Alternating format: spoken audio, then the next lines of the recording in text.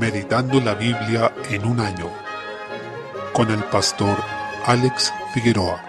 Día 25, mes 7, segunda de Crónicas capítulo 14. Encontramos el reinado de Asa, hijo de Abías, quien gobernó Judá durante 41 años. Se aprecia que el diagnóstico que da la Escritura respecto de su reinado es que hizo lo bueno delante del Señor. Parte de esto fue que quitó los altares del culto extraño y los lugares altos, quebró las imágenes y destruyó los símbolos de Acera, según el versículo 3. Esta última era una diosa de los sidonios. Además, Asa mandó al pueblo de Judá a que buscase al Señor y que fuese obediente a sus mandamientos. Desde el versículo 5, por consiguiente, el resultado fue que el Señor le dio paz a Asa durante su reinado, esto en cumplimiento del pacto que el Señor hizo con David y también el pacto de Sinaí. Ambos, si los ponemos en perspectiva, nos dicen que si el rey era obediente, el pueblo también iba a ser obediente, y si había esta fidelidad, como consecuencia habría paz alrededor. Incluso, cuando este ejército etíope de 1.000.000 de hombres y 300 carros vino contra Asa, ciertamente podríamos decir que fue una tremenda amenaza, y humanamente podríamos pensar que habría arrasado con el reino de Judá. Sin embargo, Asa creyó en el Señor